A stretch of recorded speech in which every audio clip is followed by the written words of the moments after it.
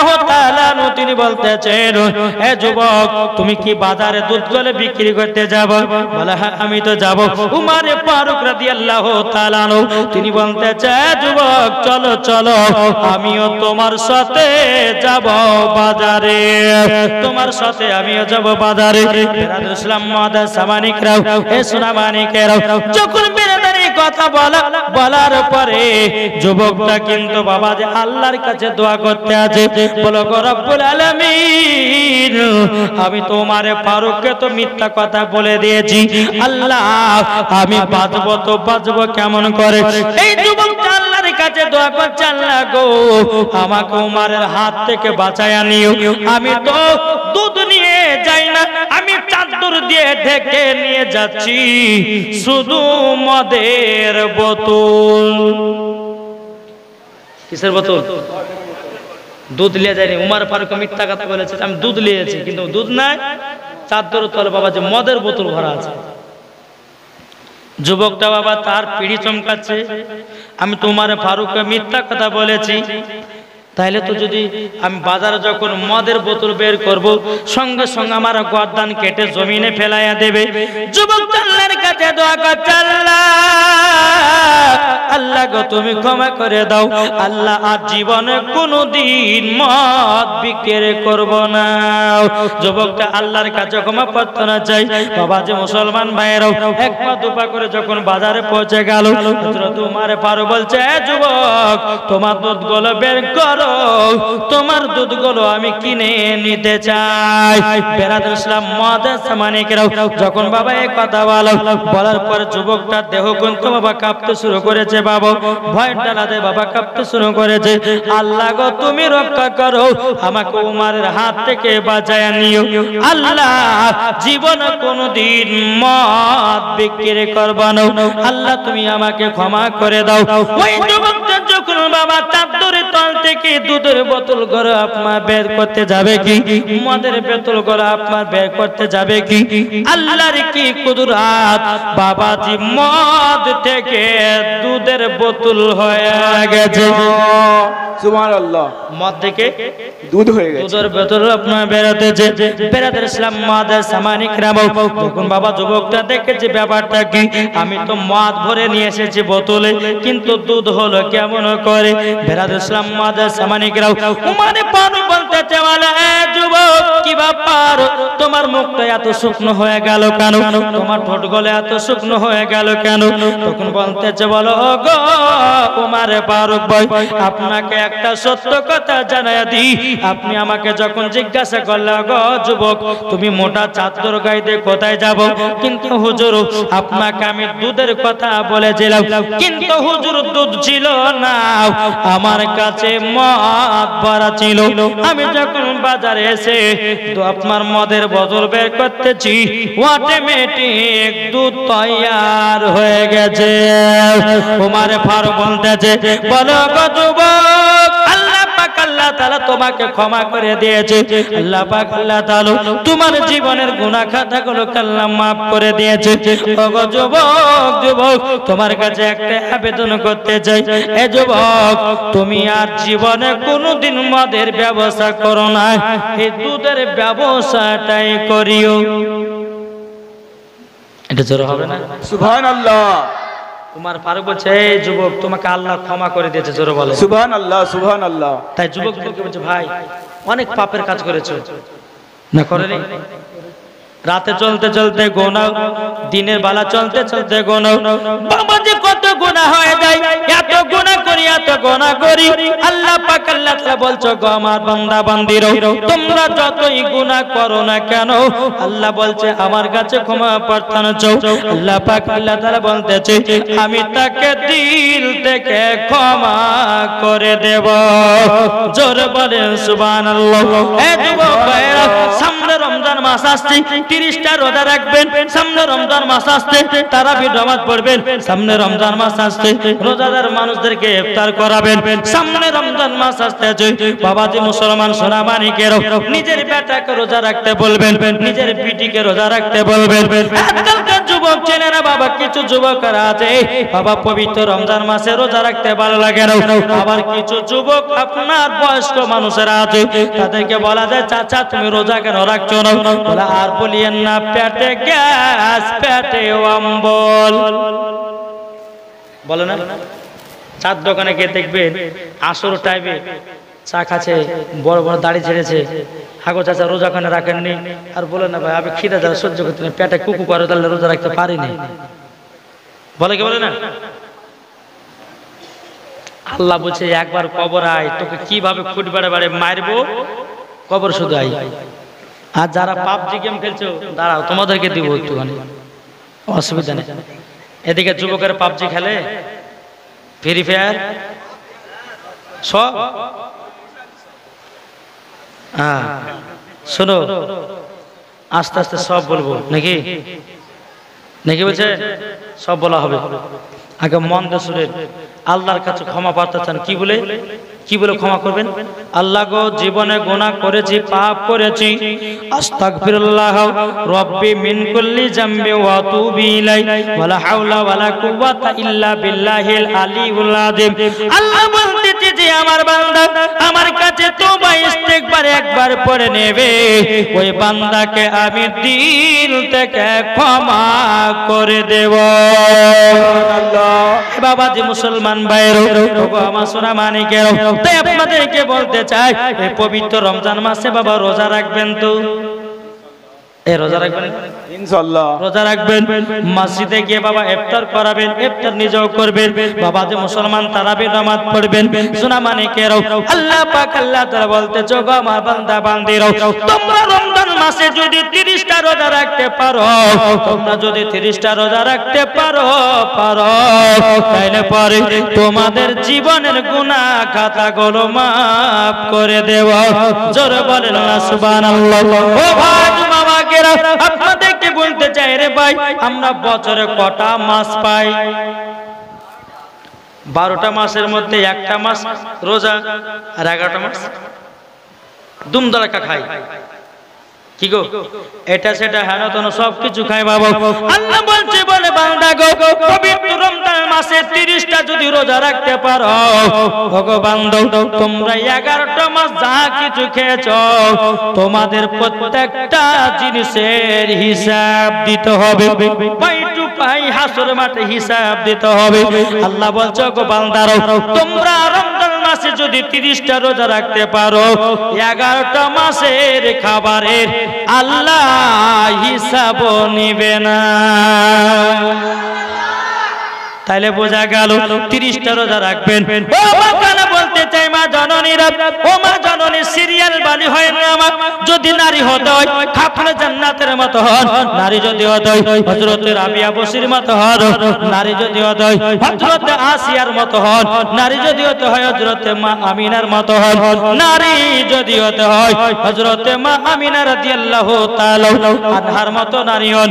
যেই মা ফাতেমা রাদিয়াল্লাহু তাআলা জীবনে কোনোদিন এক ওয়াক্ত নামাজ কাজা করত না, আর আমাদের ঘরের মা বোনেরা বাবা যে জীবনে কোনোদিন সিরিয়াল কাজা নাই,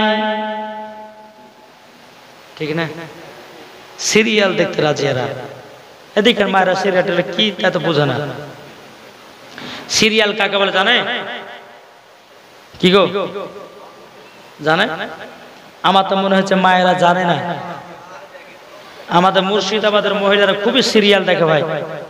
জি বাবা মুসলমান ভাইয়েরা, হে সোনা মানিকেরা, ও মা কোন কেউ চিল্লা চিৎকার করবেন না, আমি কারবালার জীবনী ধরবো গো মা জননীরা, একটু মন দিয়ে শুনবেন। মন দিয়ে শোনার পর মা গো মা আমল করার চেষ্টা করবেন। আল্লাহ বলছে যে বান্দা বান্দির আওয়াজ নসিহত শোনার পরে যারা আমল করে নিল, আল্লাহ বলছে তাদের জীবনের গুনাহ খাতাগুলো আল্লাহ বলে আমি ক্ষমা করে দেব। জোরে বলেন না সুবহানাল্লাহ। মুসলমান ভাইয়ের এ সোনা মানিকেরা চলুন বাবাজি, ইমাম হোসাইনের বয়স যখন বাবা 3 দিনকার বাচ্চা, কদিনকার? চলো মন দিয়ে শুনবেন, 3 দিনের বাচ্চা। আমার নবী মুস্তাফা এক পা দুপা করে গেছেন, যাওয়ার পরে খাতুনে জান্নাতকে বলছে, বেটি ইমাম হোসেনকে আমাকে দাও, ইমামে হোসেনকে আমাকে দাও। দিয়েছে নবী আমার ইমাম হোসেনকে দেখছেন আর আদর করছেন, সোহাগ করছেন, জোরে বলেন সুবহানাল্লাহ। নবী আমার ইমামে হোসাইন রাদিয়াল্লাহু তাআলা বাবা যে কপালে চুমা দিতেছে, গালে চুমা দিতেছে, ঠোঁটে চুমা দিতেছে, আল্লাহ পাক আল্লাহ তাআলা বলছেন নবী গো, ও গো দয়াল নবীজি, ইমাম হোসেনের কপালে চুমা দিবেন না, গালে চুমা না দিয়ে, ঠোঁটে চুমা না দিয়ে ইমাম হোসেনের গলাতে চুমাটা দেন। সুবহানাল্লাহ। কোথায় কোথায়? গলায়, গলাতে। আমার নবী বলতেছেন, আল্লাহ গো, কপালে চুমা দিলাম, গালে চুমা দিলাম, ঠোঁটে চুমা দিলাম, কিন্তু আল্লাহ ইমাম হোসাইনের গলাতে চুমা দিতে বলছেন। আমার নবী তো গায়েবের সংবাদদাতা নবী, সবকিছু জানে কি জানে না? সব জানেন, জানেন। বেশক বেশক। কিন্তু বেরাদার ইসলাম মুআদ্দাস সামানিকরাম, এ সোনা মানিকেরাও, এদিকে বেরাদার ইসলাম মুআদ্দাস সামানিকরাম, আমার নবী মুস্তাফা সাল্লাল্লাহু তাআলা আলাইহি সাল্লাম ইমাম হোসাইনের গলাতে চুমা দিয়েছে, আর নবী আমার চোখের পানি ঝরঝর করে ফেলতে আছে। বাবা আমার নবী মুস্তাফা ইমাম হোসেনকে নিয়ে কান্না করে, খাতুনে জান্নাত ঘর থেকে দেখতেছে, বলে আল্লাহ গো, আমার আব্বা জান তো ইমাম হোসেনকে নিয়ে আদর করতেছিল, আমার আব্বা জান তো ইমাম হোসেনকে নিয়ে সোয়া করতেছিল, কিন্তু রব্বুল আলামিন আপনার কাছে একটা আবেদন করব গো আল্লাহ, আমার আব্বা জান কেন কান্না করছে? খাতুনে জান্নাত বাড়ি থেকে বেরিয়ে আসে, বাবা টুকটুক টুকটুক করে নবীর সম্মুখে আসলেন। ও আব্বা জান, আপনি কান্না করছেন কেন? কি কারণে কান্না করছেন বলুন না? আমার নবীজি শুধু 2 চোখের পানি মুবারক বাবা ঝরায়া যায়। খাতুনে জান্নাত বলছে, আব্বা আপনি যদি কান্না করেন, ও গো আব্বা জান, আমি যেন সহ্য করতে পারি না। আব্বা গো, আপনি তো আমার বেটা ইমাম হোসেনকে নিয়ে আদর সোহাগ করছিলেন গো আব্বা, কিন্তু গলাতে কেন চুমা দিলেন আর কান্না করতে কেন লাগলেন? আমার নবী মুস্তাফা বলছে, গো বেটি ফাতেমা, তবে শোনো গো শোনো, আজকে ইমাম হোসেনের বয়স মাত্র 3 দিনের বাচ্চা। কদিনের? 3 দিনের বাচ্চা। আব্বা আপনি কান্না করছেন কি কারণ জানেন একটু বলুন।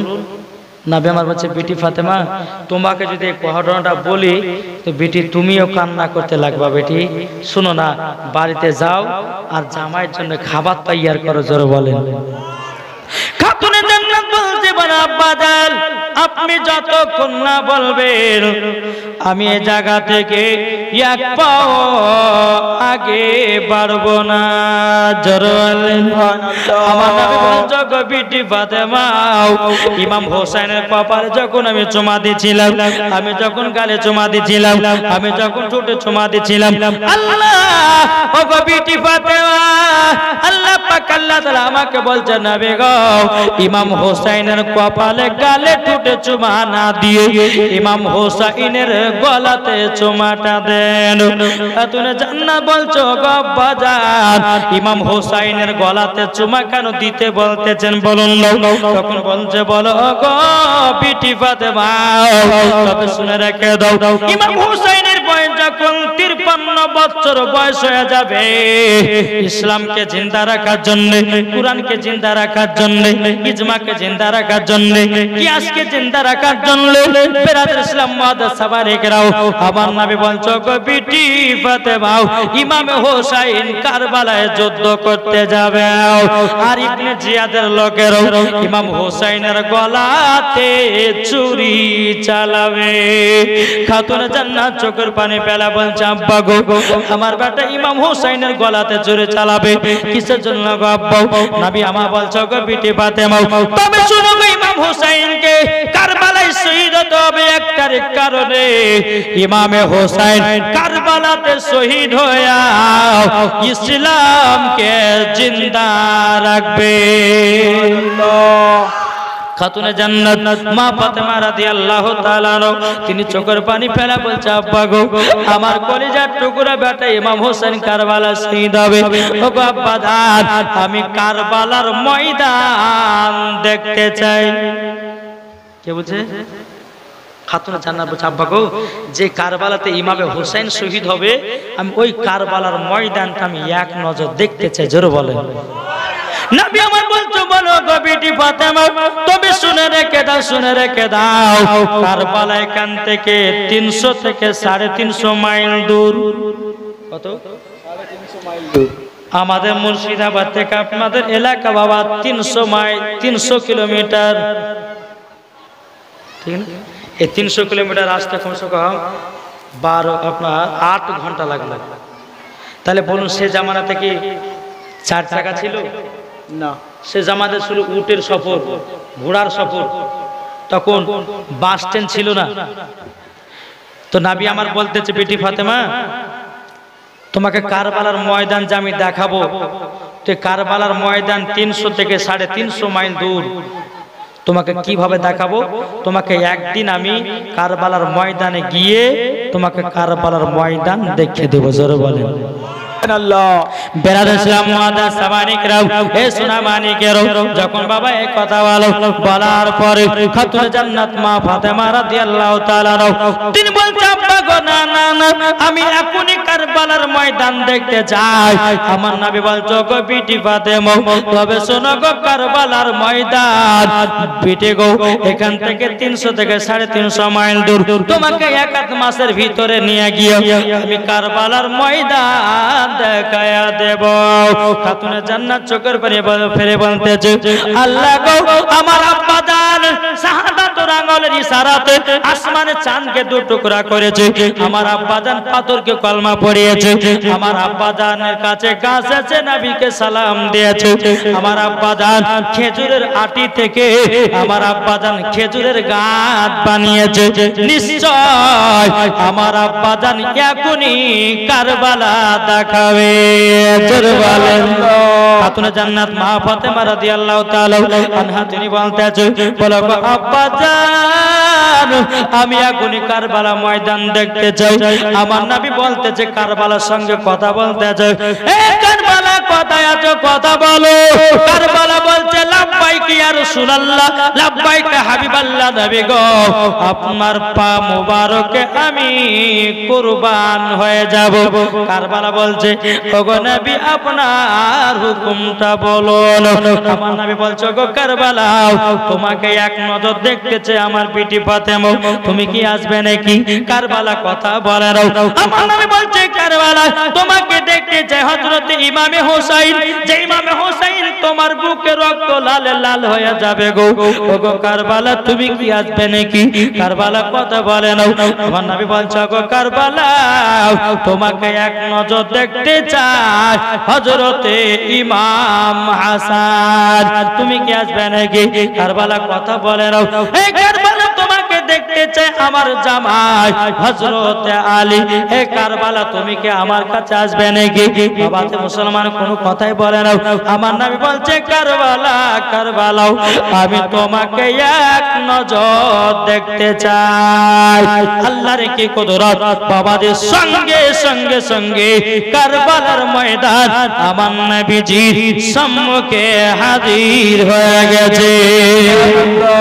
নারে তাকবীর, নারে রিসালাত, ইয়া রাসূলুল্লাহ, মাসলাকে আলা হযরত, জিন্দাবাদ, জোরে বলে জিন্দাবাদ। জিন্দাবাদ, কারবালার ময়দান, জিন্দাবাদ, কারবালা ময়দান, জিন্দাবাদ, জোরে বলেন জিন্দাবাদ। বাবা মুসলমান ভাইয়েরও, এ সোনা মানিকেরও, কারবালা ময়দান যখন আমার নবী মুস্তাফার সম্মুখে হাজির হয়ে গেছে, খাতুনে জান্নাত চোখের পানি ফেলা বলছে, গো আব্বা জান, আমার বেটা ইমাম হোসেন কোথায় শহীদ হয়ে পড়ে থাকবে?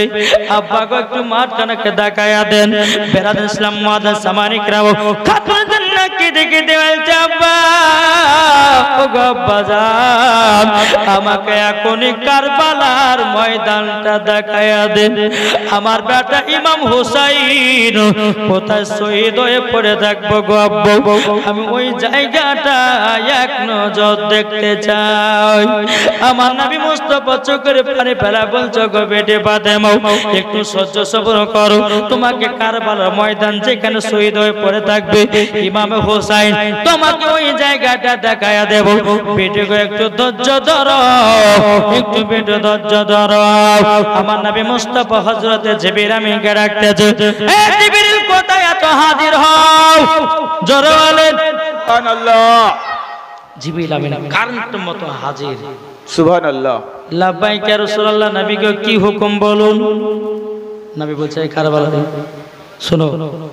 জিবরিল আমিন যে জায়গাতে ইমাম হোসেন শহীদ হয়ে পড়ে থাকবে ওই জায়গায় আমাকে এক মুষ্ঠ মাটি এনে দাও জোরে বলেন সুবহানাল্লাহ জিবরিল আমিন গেলেন যাওয়ার পরে বাবা কারেন্টের মতো এক মুষ্ঠ মাটি নিয়ে এসে আমার নবী মুস্তাফার হাত মুবারকে দিয়েছে আমার নবীজি মাটিগুলো নিয়ে কান্না করতেছে বাবা আমার নবীজি দুই চোখের ঝরঝর করে পানি ঝরাচ্ছে বাবা খাতুনে জান্নাত বলছে আব্বা জান আপনি মাটিগুলো নিয়ে কেন কান্না করছে বলুন আমার নবী বলছে গো বিটি ফাতেমা তোমাকে যদি এই মাটির গুণ বলে তুমিও বিটি কান্না করতে লাগবো আব্বা গো কি মাটির গুণ আছে বলুন তখন বলছো গো বিটি ফাতেমা এই মাটি কি গুণ জানো নাকি আব্বা গো আমি তো জানি না তার জন্য তো আপনাকে আমি জিজ্ঞাসা করতে আছি আমার নবী বলছো গো বিটি ফাতেমা তবে শুনে রেখে দাও যেদিন ইমাম হুসাইন কারবালাতে শহীদ হয়ে যাবে কারবালাতে শহীদ হয়ে যাবে ওগো আমার বিটি ফাতেমা এই মাটি গুলো রক্ত লালে লাল হয়ে যাবে ও বিটি ফাতেমা এই মাটিগুলো রক্ত লাল লাল হয়ে যাবে খাতুনে জান্নাত বলছে আব্বা জান এই মাটিগুলো কাকে দিবেন একবার বলুন নবী আমার বলছে বলো গো বিটি ফাতেমা এই মাটিগুলো কাকে দিব আমি এটা তো মনে মনে ভাবনা করতে আছি খাতুনে জান্নাত বলছে আব্বা গো এই মাটিগুলো আমাকে দেন একটা কাচের বোতলের ভিতরে ভরে রাখবো যখন বাবা যে কথা বলার পর বেরাদের ইসলাম আমার নবী বলছে গো বিটি ফাতেমা এ মাটির অধিকার তুমি হতে পারোনি খাতুনে জান্নাত বলছে বলে আব্বা গো তাহলে এই মাটিগুলো আমার বেটা ইমাম হাসানকে দিয়ে দেন আমার নবী মুস্তাফা বলছে বলে এই বিটি ফাতেমা না না বিটি নাও আমি এই মাটিগুলো ইমাম হাসান অধিকার হতে পারেনি খাতুনে জান্নাত বলছে আব্বা গো ও গো আব্বা জান আপনার কাছে একটাই আবেদন করবো গো আব্বা এই মাটিগুলো দিয়ে দেন আমার স্বামীকে আচ্ছা বলুন খাতুনে জান্নাতের স্বামীর নাম কি যারা বলে বল আব্বা গো আমার স্বামীকে দিয়ে দিন নবী আমার বলছো গো বেটি ফাতেমা তবে শোনো গো এই মাটিগুলো হযরত আলীও পাবে না আলীও মাটির অধিকার হতে পারেনি খাতুনে জান্নাত বলছে আব্বা গো যখন কেউ অধিকার হতে পারে না আব্বা গো এই মাটিগুলো আপনার কাছে রেখে দিন মাটিগুলো আপনার কাছে রেখে দেন নবী আমার বলছে এই বিটি ফাতেমা না না এই মাটির অধিকার আমিও হতে পারিনি খাতুনে জান্নাত বলছে আব্বা গো আমি মাটির অধিকার হতে পারলাম না ইমাম হাসান হতে পারলো না হযরত আলী হতে পারলো না ও গো আব্বা জান আপনি হতে পারলেন না তাই এই মাটিগুলো কাকে দিবেন বলুন আমার নবী মুস্তাফা সাল্লাল্লাহু তাআলা আলাইহি সাল্লাম একজন মহিলার দিকে তাকালো তার নাম বাবাজি হযরত উম্মে সালমা জোরে বলেন কি নাম বললাম উম্মে সালমা উম্মে সালমা কে ডেকে বলছো গো উম্মে সালমা একটু আমার কাছে শুনে যাও ও উম্মে সালমা এই মাটিগুলো তোমার কাছে যত্ন করে রেখে দাও একটা কাচের শিশির ভিতরে ভরে দাও ভরে দেওয়ার পরে যত্ন করে রেখে দাও বাবাজি মুসলমান ভাইরাও ইসলামানিকেরাও যখন বাবা এই কথাওয়ালা বলার পরে উম্মে সালমা বলছে নবী গো ও গো দয়াল নবীজি এই মাটির কি গুণ আছে বলুন বাবাজি আমার নবী বলছো গো উম্মে সালমা যেদিন কারবালাতে ইমামে হোসেন যেদিন শহীদ হয়ে যাবে, রক্ত লালে লাল হয়ে যাবে, তুমি বাড়ি থেকে বুঝতে পারবো এ মাটিগুলো যখন রক্ত লালে লাল হয়ে যাবে, সেদিন বুঝে নিও ইমাম হুসাইন কারবালায় শহীদ হয়ে গেছে। একটু জোরে বলা যাবে কি সুবহানাল্লাহ? আমাদের মুসলমান ভাইরা, আমার নবী যখন কথা বলে, খাতুনে জান্নাত বলছে আব্বা জান আমি মাটি অধিকার হতে পারলাম না। ওগো আব্বা কেন জানেন? আমার নবী গায়বের সংবাদ নবী বলতেছে, ওগো বিটি ফাতেমা তুমি মাটির অধিকার হতে পারো নাই, ইমাম হাসান হতে পারে নাই, আলীও হতে পারে নাই, আমিও হতে পারি না। কেন বেটি জানো? যেদিন ইমামে হোসেন কারবালা যুদ্ধ করতে যাও গো বেটি, সেদিন তুমি বেঁচে থাকবে না গো বেটি। ও গো বেটি ফাতেমা সেদিন ইমাম হাসান বেঁচে থাকবে না গো। ও গো বেটি ফাতেমা সেদিন হযরত আলীও বেঁচে থাকবে না। ও গো বেটি ফাতেমা আমি নবী সেদিন পর্দার আড়াল হয়ে যাব। খাতুনে জান্নাত চোখের পানি ফেলে বলছে আব্বা জান, ওগো আব্বা জান আমার বেটা ইমাম হোসেন কারবালাতে শহীদ হয়ে যাবে। ওগো আব্বা জান আমি অন্তর থেকে বলে দিলাম, ওগো আব্বা জান ইসলামকে জিন্দা রাখার জন্য আমি কারবালায় দান করে দিলাম। খাতুনে জান্নাত চোখের পানি ফেলে বলছে আব্বা গো আমার বেটা ইমাম হোসেন কোথা শহীদ হয়ে থাকবে বলো না। আমার নামে বলছো গো বেটি ফাতেমা ওই যে একটা সাদা জায়গা দেখতে পাচ্ছ গো বেটি, ওই জায়গাতে ইমাম হোসেন শহীদ হয়ে পড়ে থাকবে। বেরাদর ইসলাম মুআজ্জাজ সামানিকরাও খাতুনে জান্নাত চোখের পানি ফেলে বলছে বলো গো আব্বা জান, গো আব্বা জান আমার বেটা ইমাম হোসেন কারবালাতে শহীদ হয়ে যাবে গো আব্বা। কিন্তু আব্বা গো আব্বা জান আমার বেটা যেদিন শহীদ হয়ে কারবালা মাঠে পড়ে থাকবে গো আব্বা, আমি জান্নাতুল ফেরদাউস থেকে একটা চাদর নিয়েছে ওই জায়গায় বিছিয়ে দেব। সুবহানাল্লাহ। বাবাজি মুসলমান ভাইরাও ইসলাম মানে কেরো ওগো আমার আব্বাজি মুসলমান ভাইরাও ইমামে হোসেন রাদিয়াল্লাহু তাআলা তিনি বলতেছে বলো গো আমার নানা জান, ওগো নানা জান আমরা কারবালাতে যুদ্ধ করতে যাব। তখন নবী আমার বলছে বলো গো ইমামে হোসেন বাবাজি 3 দিনকার বাচ্চা আমার নবীজির সাথে কথা বলতে আছে। আচ্ছা 3 দিনকার বাচ্চা কথা বলতে পারে? পারে পারে, আল্লাহর কুদরতে পারে। আমাদের আমাদের আমাদের ছেলেরা পারবে? ইমামে হোসেন আমার নবীর সাথে কথা বলছে, না না গো আমরা কারবালা যুদ্ধ করতে যাব ইসলামকে জিন্দা রাখার জন্য। না না আল্লাহ না আমি ইসলামকে জিন্দা রাখার জন্য কারবালাতে শহীদ হয়ে যাব। জোরে সুবহানাল্লাহ। আরে রক্ত লালে লাল হইল কারবালার ময়দান, রক্ত লালে লাল হইল কারবালার ময়দান, ইমাম হোসেন শহীদ হলো সেটাই, ইমাম হোসেন শহীদ হলো সেটাই।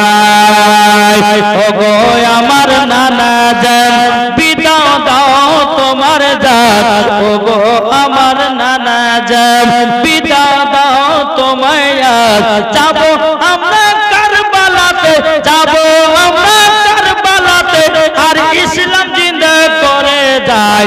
জোরে বলেন রক্ত লালে লাল হইল কারবালার ময়দান। জোরে বলেন সুবহানাল্লাহ।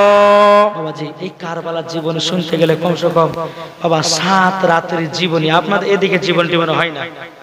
হয় শুধু একদিনে জালসা। আমাদের মুর্শিদাবাদের দিকে 3 দিন 5 দিন 7 দিন ধরে ইমাম হোসেনের শুধু জীবনী হয়, একটাই ঘটনা। তো বাবাজি যেটুকু পারি আপনাদের সম্মুখে বলি, কি বলছেন?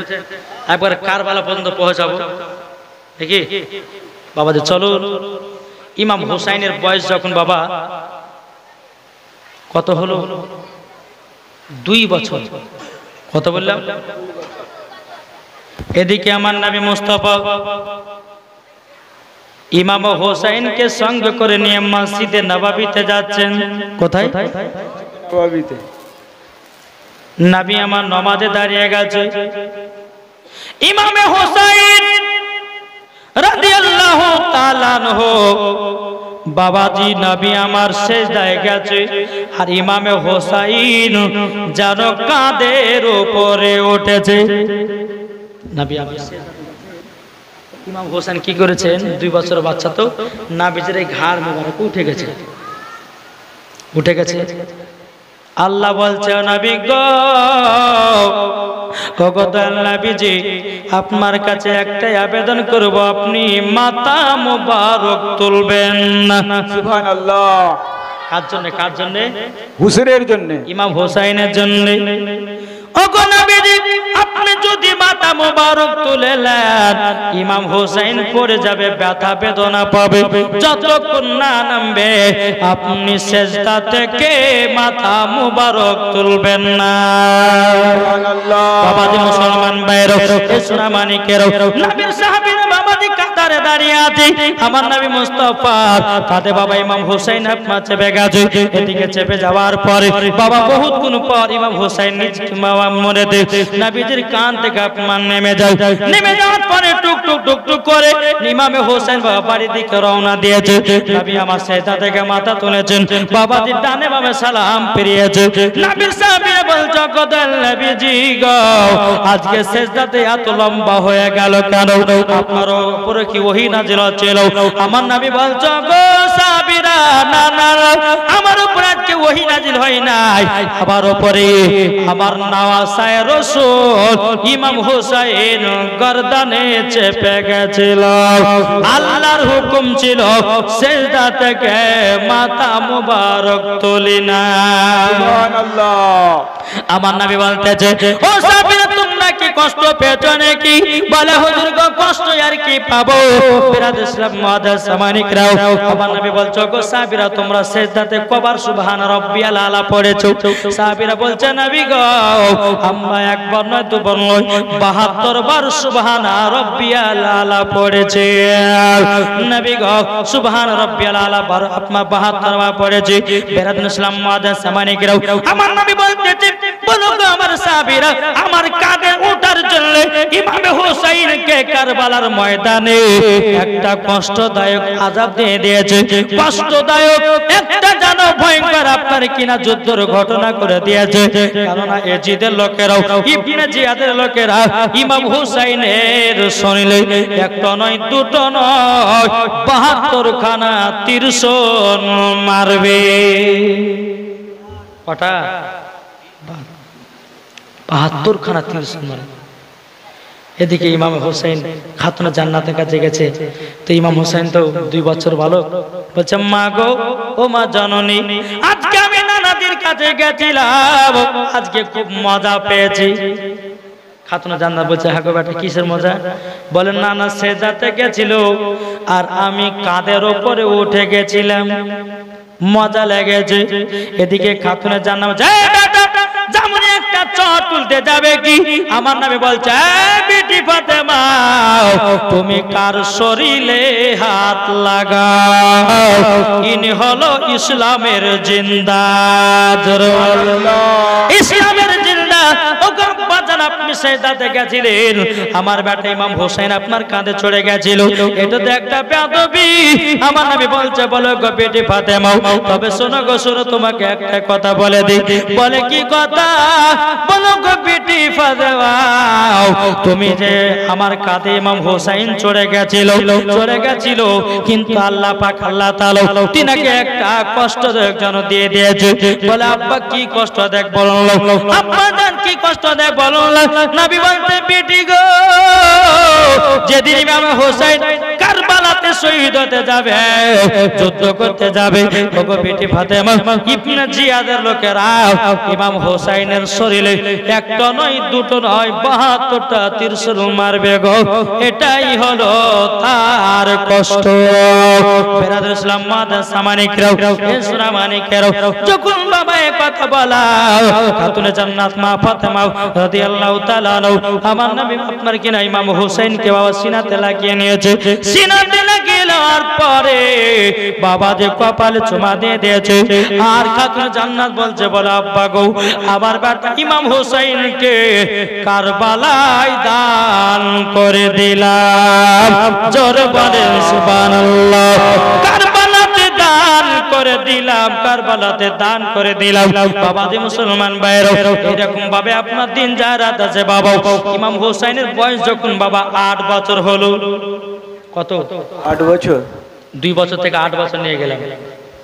আপনাদেরকে তো শোনাতে হবে আর কারবালা ঢুকতে হবে। বাবাজি শোনা মানিকেরা, যখন 8 বছর হলো তো ইমাম হাসান ইমাম হুসাইন রাদিয়াল্লাহু তাআলা আনহু তিনি কেমন একজন নবীর প্রেমিক ছিলেন। জোরে বলো সুবহানাল্লাহ। সুবহানাল্লাহ। বেরাদার ইসলাম মুআদ্দাস সামানিকরা,